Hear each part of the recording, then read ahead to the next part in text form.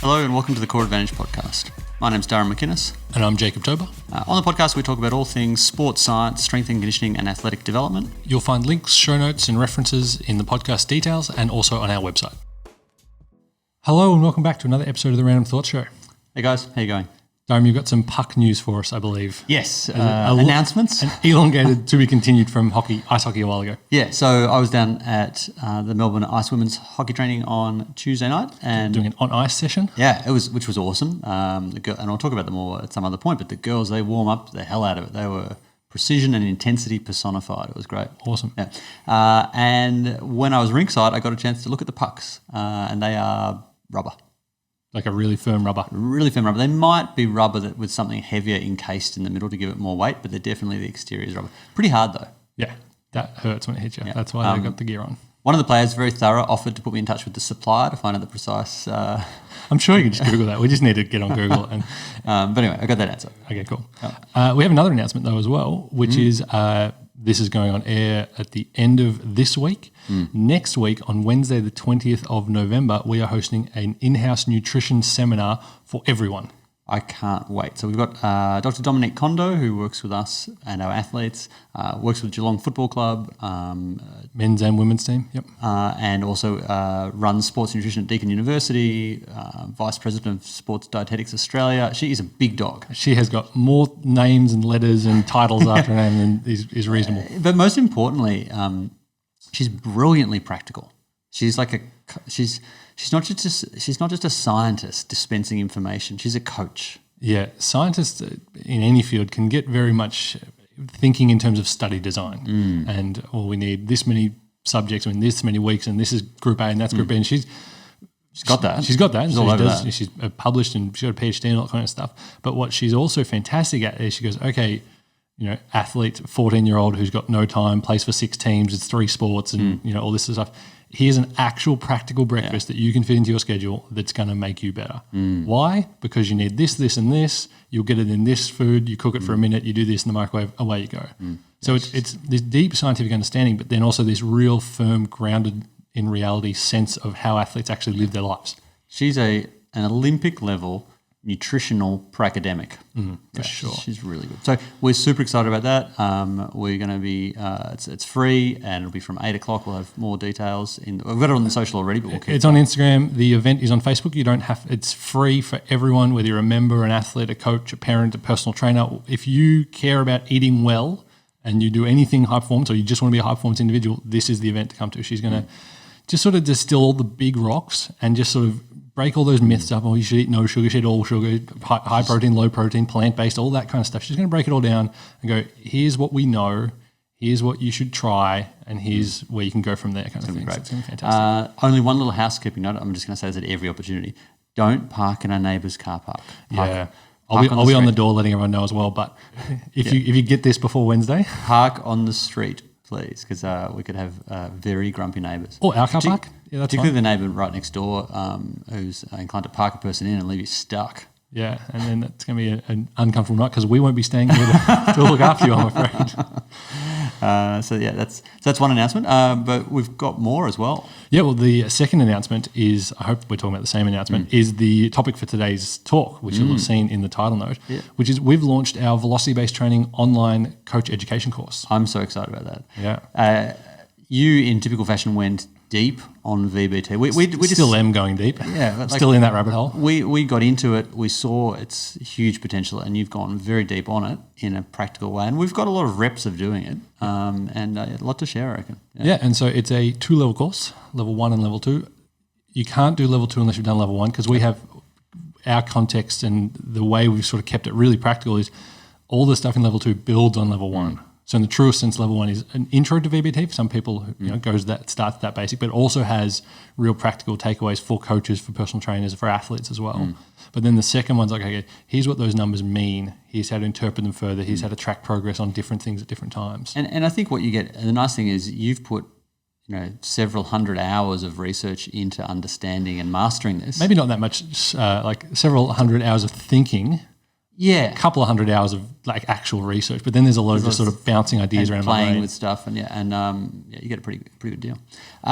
So that's on sale now. Yep. One more thing before we kick off talking about it is the thing I'm most proud about is it's agnostic. So a lot of these courses in velocity-based training are connected to a software or a technology or a company, and there's a bias towards what that company does, Which is fair enough and understandable. which is the course therefore is a marketing tool in a sense, and those courses are great. I've learned a lot of those several hundred hours were in those courses. Yeah. But what I've tried to do with this course, what we've tried to do with this course is, okay, it's not about the technology, it's about its application and its practicality. So it's in fact, at no point do we mention which technology is better. We just talk about, well, you've got a technology, you've chosen that, that's up to you. Yeah. Here's how to use the numbers and the data and get your athletes to buy into that system. So that's really the focus. Yeah. And where can people buy it? People can buy it online on our website, so coreadvantage.training/velocity-based-training, I think. We will have a show note that is a little more confident than that. There's a show note. It'll also be in our Instagram bio link shortly. So after this episode, after we film this, so by the time you're listening to this, it'll be in our Instagram bio. I'll also put a post on our Instagram feed as well. Yeah. So you'll be able to get more details there talking about that. Thank you for writing that note for me. So Gotcha. Yeah. No Our worries. website links get a little long. I don't think anyone writes website links anymore, do they? No. They just get it off Instagram or Google or whatever. Exactly. So that will be in the show notes and on Instagram for anyone who's interested in checking that out. Yeah. So before we get into it, let's throw to an Iron Edge pro tip. Yeah, cool. Hey guys, it's Jacob here on the gym floor with another Iron Edge pro tip. Now before we get stuck into this conversation about velocity-based training, which is one of my favorite things to talk about, we need to talk about some of the things behind that. And we're going to discuss a topic called intent to move. Now intent to move is a brilliant way to enhance your power and your rate of force development when you lift, but there are drawbacks. If you go too hard, and we're going to talk about a trap bar deadlift or a core lift here today first, if you go too hard, particularly at the top as you accelerate through the lift, you can hyperextend through your back and that puts you in a suboptimal position. The answer is to add an Iron Edge band, one of these 41-inch fabric power bands to your lift to create what's called accommodating resistance. Now, so accommodating resistance is a concept where as you lift and the band stretches, it decelerates you and stops that hyperextension at the top of the lift. Now, this is great because you can still work internally as hard as possible against the band, but the band does the work of slowing you down because it gets heavier at the top. Same concept works with chains. We like the bands though, they're stretchy, they can fit around the bar really easy, you can take them on and off super fast, and they're also really quiet as well.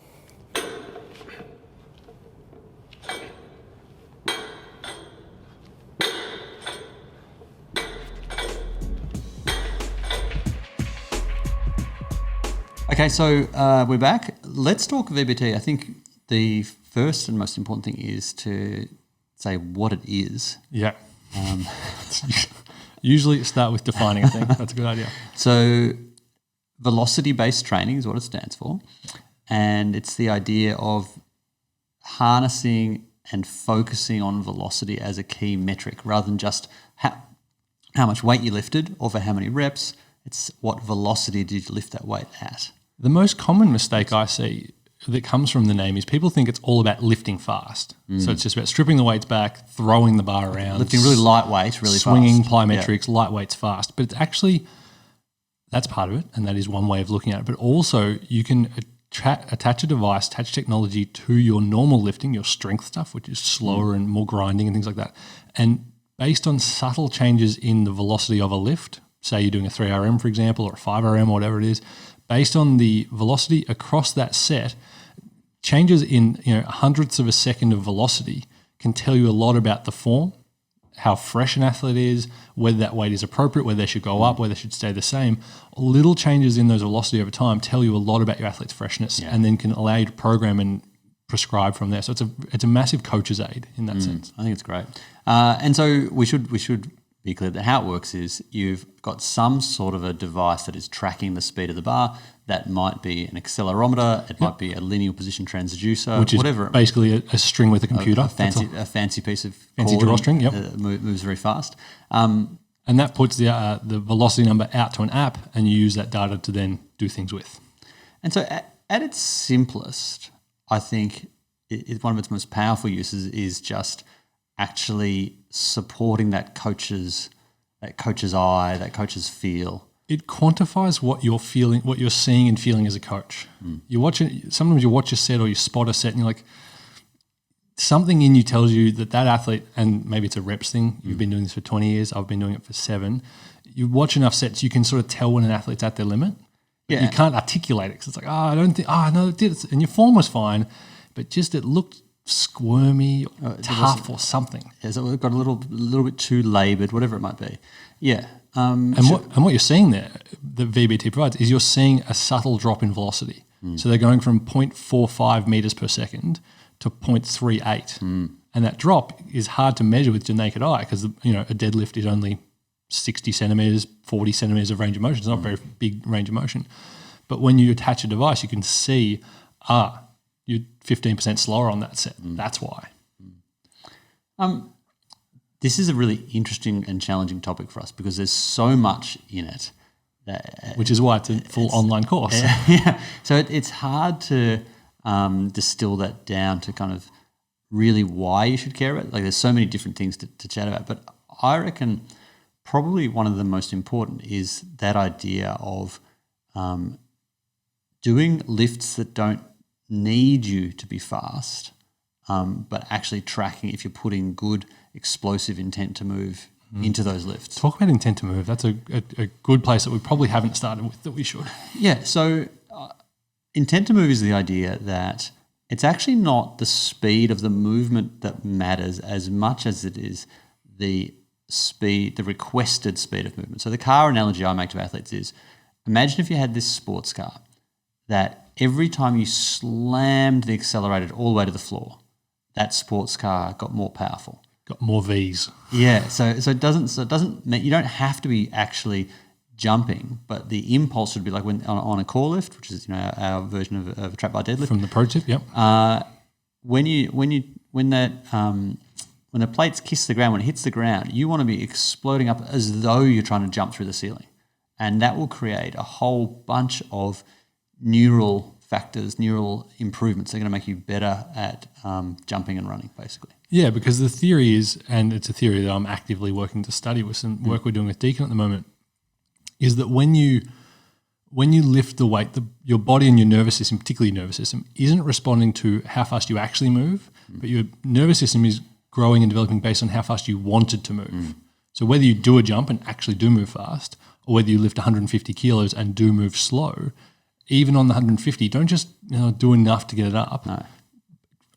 Hit it. Explode. Explode give it that way. everything. And you see it with it, and I've no doubt it's a thing because you see how tired our athletes get when it's not a made up thing because you make them do the same weight they've been doing but really explode. They're not actually they're moving maybe 3% faster often. It's not that much faster. And that's why it's so hard to study because as soon as you give people intent to move training cues, they do actually move a tiny bit faster. And people then go, was the speed change? It's not. But the thing is, they're moving like 3% faster and they're 130% more tired after. Like they're like, oh my God.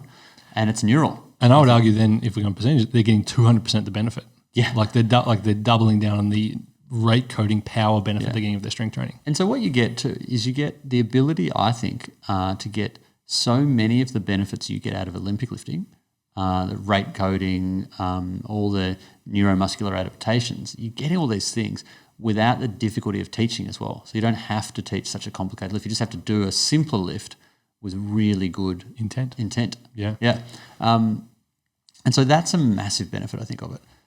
And that sort of flows into me to that idea of what's the holy grail of great lifting? Great power and strength training. Yeah. Yeah. And I think it's for many, many athletes, it's doing around 1.3 to 2 times body weight. Pretty broad range. Pretty broad range. Athletes are unique. They're individuals. Yeah, but it's something above 1.3. And I think once you get above 2, it's like, it's diminishing returns. I know for me personally, my best sets happen between 1 and 1.5. Yeah. The set around 1 times body weight, that's a good primer. I hit 1.25, 1.3, 1.4. Feel really good. 1.5 up starts to feel like I was talking about coach's idea, because that's a little squirmy and a little, something could go wrong here. Not quite right, yeah. So what you want to do is you want to be able to, dream scenario, you have the vast majority of your athletes that it's appropriate for, or all the athletes appropriate for, I suppose, doing around 1.5 times their body weight. They're doing a 5 RM level weight, so a 5 rep maximum weight, but for a triple. They're just leaving a bit in the tank. And to me, that's like perfect lifting. The guys at Strength Guide talk about there's a 8 out of 10 RPE. Yeah. So you got about 1.5 to 2 reps in the tank. Yeah.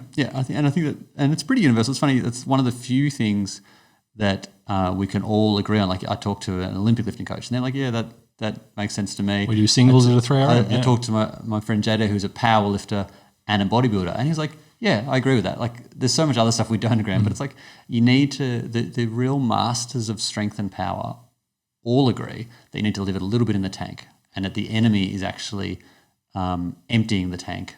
Training to failure. Which is, can you write a note? That's a topic we've talked about in the past. We've talked about the idea of training to failure being a suboptimal strategy for when we talk about, if your goal is to just burn as much energy as possible, you'll just do as many reps as possible.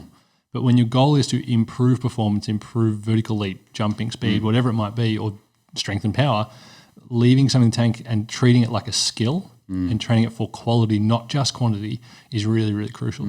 But the thing is, it takes a long time to pick up that sense of where someone is. Are they really doing a 3 RM for a 5 RM for a triple? Where are they at? That coach's eye part. And just get a feel for it. And you get your 10,000 hours and so forth, and you've got it. But I think VBT offers this amazing way of actually supporting your judgment, helping you learn, but also in the early days, just giving you a sense of, actually, this is where that person's at. You can see them really slowing down. And there's lots of tips and tricks that can exploit it really well. I don't want to talk about them all because, we've got a course to sell. And one of the first modules you'll talk about is the idea of training to failure and intent to move. Those two are key foundational pieces to velocity-based training. Let's talk about one element of it though. In terms of tracking when you should quit, because I think that's a really important thing. Yeah, 20 to 30% fatigue is the number they try and keep athletes at. Yep. So typically, when you're doing a set, your first 2 or 3 reps are going to be, first 1, 2 or 3 reps are going to be your fastest. I think for me, it's almost always my third. Your third? It's always my second for me. Is it? It's 1 to get in, and then the second rips, and then just slowly drops away. I'm a slower learner. Yeah. You need 2 to get ready. I'm old. I think my nervous system takes a little while to warm up. So first, second, third rep, depending on the exercise as well. Like, for example, bench is often earlier, whereas things like core lift, where you sort of pick up that first rep a little more tentatively, is often second or third. From there, say you're doing an 8-rep set, every rep from that best rep onwards will start to decay. So third will be your best, fourth's a little lower, fifth's a little lower, and then until you get to the 8th, and that's often your last rep is your slowest rep. The difference between your best rep and your bottom rep, that's the percentage fatigue. Yeah. And so allowing athletes to continue going until they reach like a 40% fatigue, so 40% fatigue velocity drop off from that best rep, that's typically about the point of failure in terms of quantifying. Yeah. If you did an 8 RM and we VBT measured it, then that 8th rep will be about 35 to 45% of a drop off. So a really simple trick is, and something we talk about in the level 1 course, is just limiting your athletes to a 30% fatigue. Yeah. That means they've always got 1, 2, maybe 3 or 4 reps in the tank. Yeah. And then you can also use it for a tapering tool as well. It's like, okay, normal training, we do sort of 6 to 8 reps at 30% fatigue. In a taper, we're going to do 3 to 5 reps at a 20% fatigue. So you tighten up that bandwidth of allowance, which keeps your athletes fresher and keeps them further from that point of fatigue. So they're still getting the strength stimulus, still getting the power stimulus without potentially DOMs, potentially extra glycogen burnt, things like that.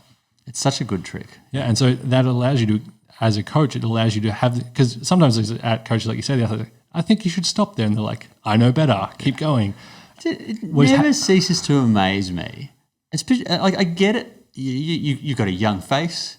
You could be going grey slowly, but not. Please. No, there's some greys in there when you start looking. Whatever. My girlfriend keeps, although she's got one now as well, so it's fine. She's had a couple of grey hairs. It never ceases to amaze me. Even like with all my grey hair and my lack of hair and my just general old guy, I've been doing this for a long time vibes. We often, so at Corporate we have a thing where we've got a relatively young staff. I'm 28, Tennille's 30-something. Yep. She's older than I am. Durham's older than Tennille again. I'm 46. But even to Neil and I, we have to go, we just need a grey beard to talk some sense. Durham will say the exact same words. He'll say it in the same, tell the same analogies. Like, this is a place where our analogy game is mirror image, because I've been, copying you for 7 years doing this stuff. And I'll say, and they feel like, I'm like, Durham, can you tell such and such why this is important? And he'll go, so, such and such. And then they'll just say, oh, that makes so much sense. Oh, I just said that. But even with that built-in beard-based advantage. Despite all of that. It still amazes me how many people will be like, no, I'll do it this way. I had it happen. We did Basketball Victoria testing. We need to talk about testing soon coming up. Don't we? We need to we can do a whole episode on hacking the yo-yo. Yeah. Having now run 10 of them. Yeah. We've worked out the magic bullet. The tricks. Yeah. Let's do that. Another time. But anyway, there was an athlete and she said she'd had a bit of a strained quad.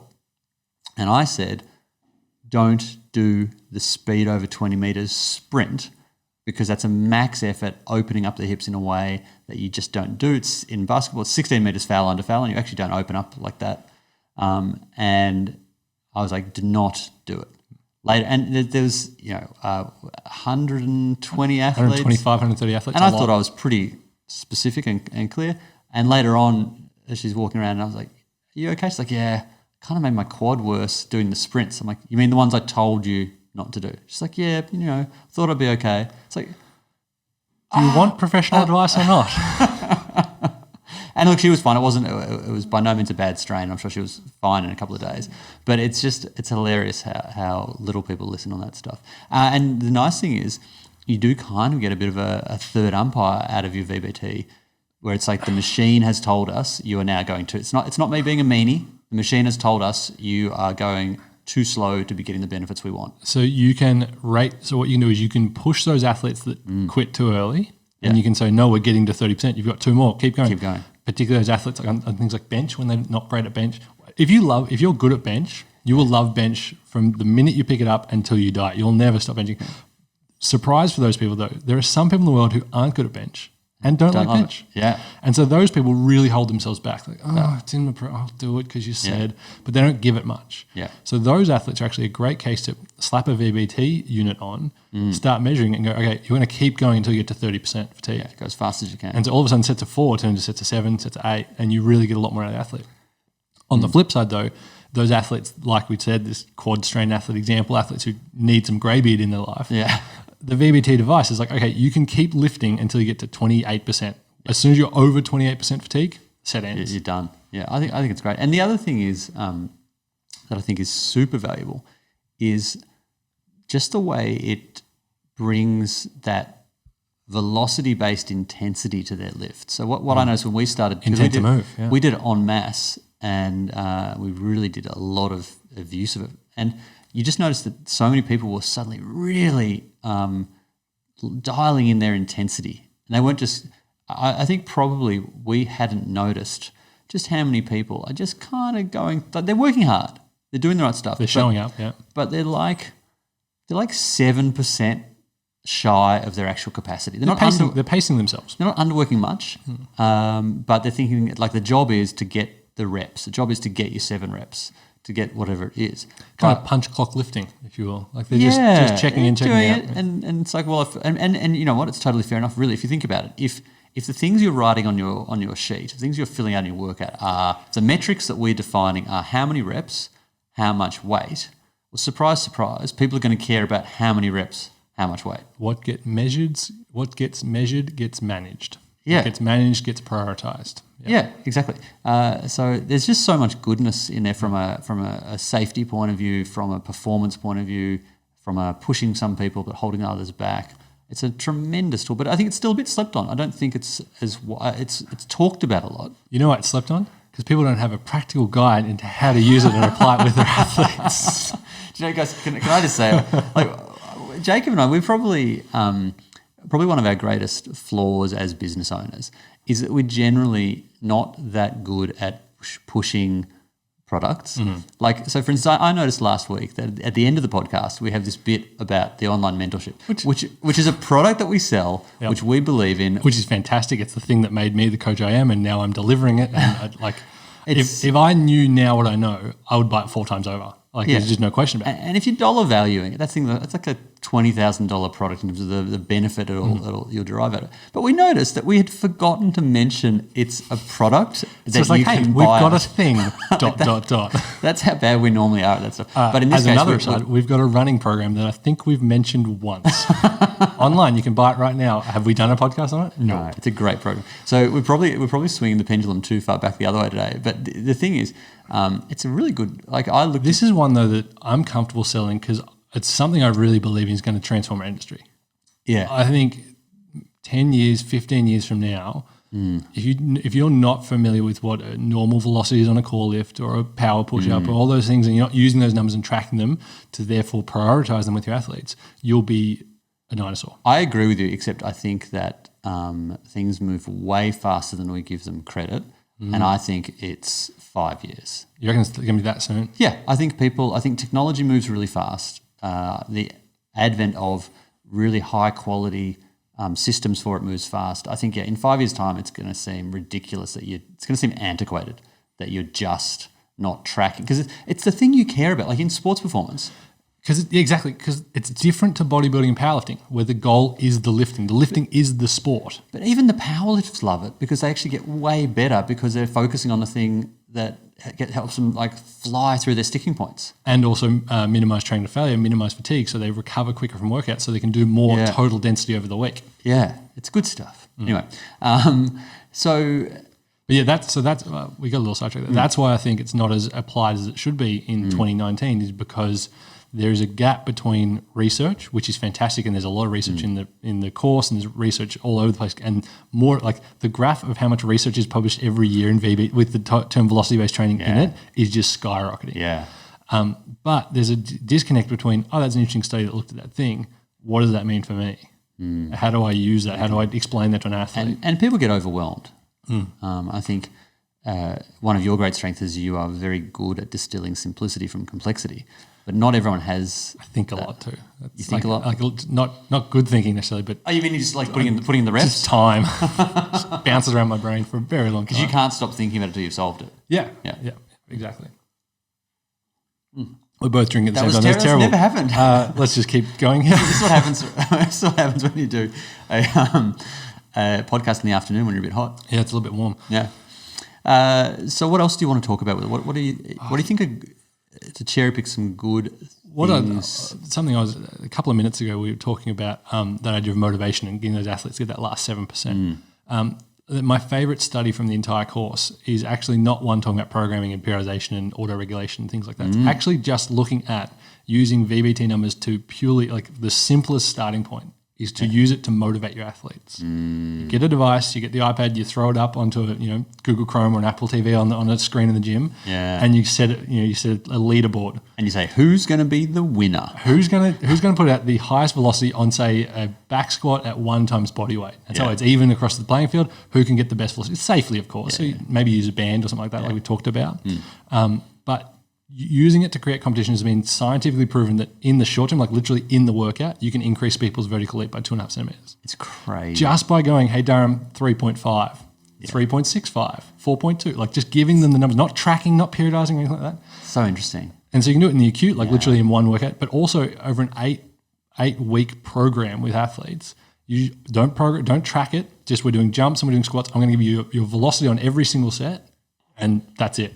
Yeah. Not even going to tell you to beat it. I'm just going to give you the velocity, and you're going to I'll show you. Because you can have all of your scientific stuff, and it's all very important to become conversant and a master, and you need to know all that stuff. But sometimes it just comes down to, are you pushing the button on the athlete that is making them bring it? Yeah. Are you creating a culture and an environment where they want to? Are we tracking the thing that actually matters, which is like we said, velocity and intent? So the lift that lends itself best to it is probably the trap bar deadlift, if we're thinking about bench press, trap bar deadlift, power clean if you're proficient at it. Yeah, that's a big if. Don't be rushing out to do power cleans if you're not. Yes, you need to be coached on the ollie lifts. Yeah, it's also a really good and more sensitive number for vertical leap performance than say jump height, because there's a lot of technique involved in how high you jump and arm swing and things like that, but velocity, say for having $10,000, $20,000 force plates, just getting a velocity metric on your jump in terms of peak velocity is a really good measure of are they getting more powerful? And so that allows you to more finely see how they're going. Whereas jump height can sort of, like I've been stuck in the mid-50s for 18 months now. I'm doing all the right things. It's just stuck because I'm not doing enough jump practice. You're also like you're not going backwards, like at your age. That's nice. That's good. I don't have that many greys or that old. Yeah, over or under 25. Yeah, I'm over 25. Yeah, so pretty much you're old. Doesn't strength peak in the 30s? I don't think vertical peaks. Vertical, not so much. Okay. Velocity definitely goes down. That's true. What about one of the interesting areas that people got very excited about early on was the use of velocity-based training devices, of linear position transducers in particular, to measure readiness to train, like to measure Auto-regulation. Yeah. Is the term they use nowadays. It's one of those things where it's the overwhelm. So many ways to do it, and what do you set as your cutoff point for readiness, and like after three workouts of going backwards, at what point do you decide? Oh no, we actually just need to lift weights. Well, yeah, and it's interesting. I love the idea, but I remember chatting to Suki Hobson, who was with Geelong Football Club, then Essendon Football Club to clean up the mess of the soft tissues, and now she's with the Milwaukee Bucks. She's a great strength and conditioning coach, and I want to one day try and get her on the show because she's just full of terrific info. And I was talking to her because I knew she'd used it extensively, and I said, "Would you do it again?" She's like, "Probably not," because it just gave us so many kind of false positives where it's like it was so sensitive to their tiredness that it just told you not to train them hard all the time. So I think that one, it sounds really nice, but it's probably not. I would use it. Measure. I think that lifting measures is better, I think. Yeah. This is straight out of the course, and I'll happily give this one away because I think it's really important that people don't over cotton wool their athletes. I think you should use it on a broader, more macro sense. So population-wide on a couple of things, and if the trend across the team is big drops, like everyone's down by 20, 30%, well, what happened? What did we change? Talked to the sports coach. They ran extra miles at practice. They had three weekends in a row where they had 2 games. Double headers or they're in exams or whatever it is. And then you can go, okay, that's a thing. But if, 8, 10, 12% drop in peak velocity on your vertical leap, we're in season. Like that's gonna happen. Your thing that you use in season is like, we just got to hold on. Just like hold on for dear life to all the gains and progress you made in the off season. Yeah, so I always visualize that of you work really hard in that off season and you build strength, you build power, muscle, you build capacity, and then you want to still pursue a bit of, if you can still get a little bit of gains across that in-season period, that's wonderful. But the real game is just to hang on for dear life. You're on the ledge of a cliff. The strength that you built, and if you can do that successfully, then that next off season you're now working off a higher level, and over the course of 2-3 seasons, you can make not just good progress. You can make elevating you from pro level, like from a national level athlete to international level. If you just string a few of those seasons where you make, because your graph is end of the bench to a starter type stuff. If you think of basketball analogies, because your graph is one of either a plateau, which is in season, or growth in off season. There's no yo-yoing. Whereas, what do you reckon? The reality is 90% of team sport athletes have some sort of a yo-yo effect in terms of they go backwards a little in season, and so they've got a it's like 2 steps forward, 1 step back. We're talking about athletes below, say, the AFL, NBL, A-League type level. So they're, a franchise in their country, franchise sport, highest competition. Anyone below that, so, reserve leagues and things like that, I reckon, 50, 60, 70% of athletes are building some work, getting fit, getting strong in the off-season, holding on to a bit for half the season, things are a little busy and hectic, and it just slides away in the second half. I reckon it's more than that. I'm struggling to think of people that actually successfully hang on to it. Core advantage athletes? Well, that's those guys, obviously. It's pretty interesting. So if you can hang on to that, that's the trick. Prioritizing maintenance. And it's not like, it's one of those things, it's not very sexy, it's not very exciting. Come in the gym and you call lift 100 kilos every single week. Yeah, I mean, chase gains. Yeah. But chase gains, but settle for maintenance, but don't settle for decay. Yeah. Yeah. And I think that being too trigger happy on using VBT for auto-regulation, this is a 2019 statement that will probably change very shortly when someone comes up with some cool algorithms and things like that, is too sensitive. And what you end up with is that HRV example that we talked about ages ago. heart rate variability, which we fell in love with. Yeah, just like this. We're like, it's the thing. It's going to change. Makes so much sense. We were both doing it. So you put a heart rate monitor on in the morning straight out of bed, sit or lie there for Whatever the protocols are, some there, yeah. 2 or 3 minutes, and it tells you a score. The higher the score, the better, I think, if I remember. Lower score, worse. Higher variability meant that your nervous system was more parasympathetic rather than sympathetic dominant. And more dynamic too. Yeah, so you kind of had a more agile nervous system, which made the heart rate vary a little more between beats. Yeah. But the thing is, as an auto-regulation tool, when you should rest, it was just too sensitive. It was always giving you false. It was telling us to rest all the time. And then it became self-fulfilling because I got sick and I kept doing it. I was like, this will be interesting. My numbers will be rubbish, and they were. And then on the other side, I did a couple of training sessions, and every time I did a training session, it just dug a massive hole. I was like, oh God, I'm not ready. And so 3 weeks went by. I was like, actually, no, it's just giving me false positives because I'm atrophying, because I'm now weaker and less fit than I was before. So it wasn't that I was still sick. It was that the false positives in HRV had told me to stop training. So I did, and I then got weak. Yeah. And so I think my chief fear with VBT is that there's actually a whole bunch of incredibly useful applications for it. But sometimes what people can do is in overextending the applications of a thing. It's like kettlebells. They're good for 5 to 7 really good exercises. Not power rings, like your hanging rings and chin-up bars. Yeah, 3 or 4, 5 or 6 exercises. Yeah. When you overextend the applications of that thing, you end up doing stuff that's actually not that helpful. And unfortunately, sometimes colours people's perception of the entire tool. Becomes binary as opposed to grayscale. Yeah. Yeah. So I reckon you want to make sure you're using it for the really high value stuff and not fiddling around with the lower ROI stuff on it. Yeah. And I think uses for VBT will expand. I think it's one of those things where we go, oh, this is a niche thing, and then it blows up and it's an everything thing. Yeah. And then it contracts back into, okay, we're really solid on these 5 things you can use it for in different various combinations, things like that. We're starting to experiment and do research in this space, but it's probably not user ready.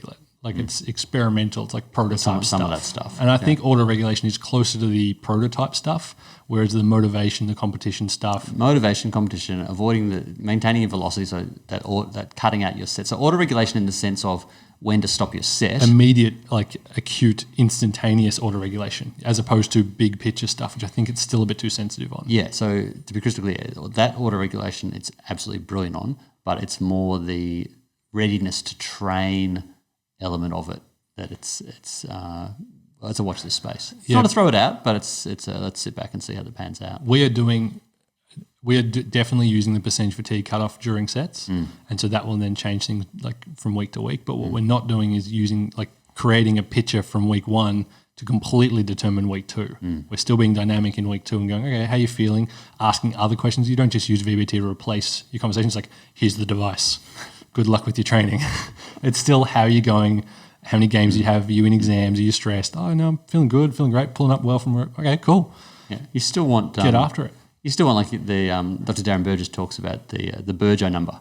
So Dr. Darren Burgess, one of the best sports scientists, high-performance managers in the history of the universe. He's at Melbourne Football Club now.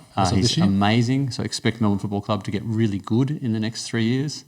It's not going to be instantaneous, but if you mix him with a good coach and a good list manager, I think some good things are going to happen. It's like if you could like, you know how you put money on the stock market, if you could put money on teams winning more games, I'd have some money on Carlton right now with Andrew Russell and Melbourne now with Darren Burgess. Yeah. Insider trading though, so I can't do that. But yep. But he has a wonderful battery of readiness to train tests that he uses. He uses HRV, predicted VO2 max on a yo-yo test. They do like a mini yo-yo every week, don't they? Every Monday they would do that. He might have changed that now. That was in the past. But he has all these very sensitive instruments that are assessing the status of the player and the status of the session. And they use RPE as well. It's a whole multifactorial thing. But then he also just likes to put in, without having seen any of the data, he just likes to write down the Burjo number, which is how hard he thought the session was. Yeah. And it turns out that for a master coach, that is actually really, really accurate. And it's kind of cool. So you still, I think, you want to master the technology. You want to be able to own the rabbit hole, which is what the course really helps you to do. But also you need to be able to step out of it and still, talk to your athletes. The good old fashioned. Use it with all the other stuff you're doing. So I think people talk about as being as a one-stop shop, and it is in a lot of ways, but it works best when it's complemented with other stuff. It works best as part of a coaching team. VBT is just it's like your sixth man. It's an important part of the suite of tools. Yeah, nice. So coaching. I think that was a great intro to VBT. I don't think we should give away any more. You should go check out the course because I'm really proud of it and I'm really happy with how it's turned out. Yeah, it's really good. Link will be in the description for that. And we've got the training to failure stuff we'll put in the show notes as well. Do we have any blogs on training to failure? We have a podcast about training to failure, and we also have a blog and a podcast about intent to move. Yeah, cool. So we can go a little deeper on those. Anything else though, you'll need to find it inside the course, I'm afraid. What a teaser. All right. Thanks, guys. All right, we'll see you soon. Bye. And before you go, hear from some of our alumni about our career transforming course, the online mentorship. Learn more about how you can join at our website. I learnt the theory stuff at uni, but I didn't know how to apply it. And coming to Core Advantage was how I bridged that gap. So I knew the stuff, but I didn't know how to do the stuff. It was something that I needed to do personally for my own development, and it's allowed me to work in elite sport for now 5 years. So it was a massive help. I think mentorship is really important, and being able to ask questions all the time, and the Core Advantage course allows that because there is a big team of people that you can ask questions. I get to train professional athletes every week, work really closely with professional athletes, which is awesome. A lot of the skills that I'm applying I learned through the program at Core Advantage. It's not just something that you read and then think about and then go, how does that tie into everything? It's something practical that you can turn around and go, this is exactly how I'm going to apply it. And the concepts that you learn help you as a coach, as a professional, as a person. Yeah, it's awesome. Definitely go and do it. To sign up for the online mentorship, head to coreadvantage.training/mentorship.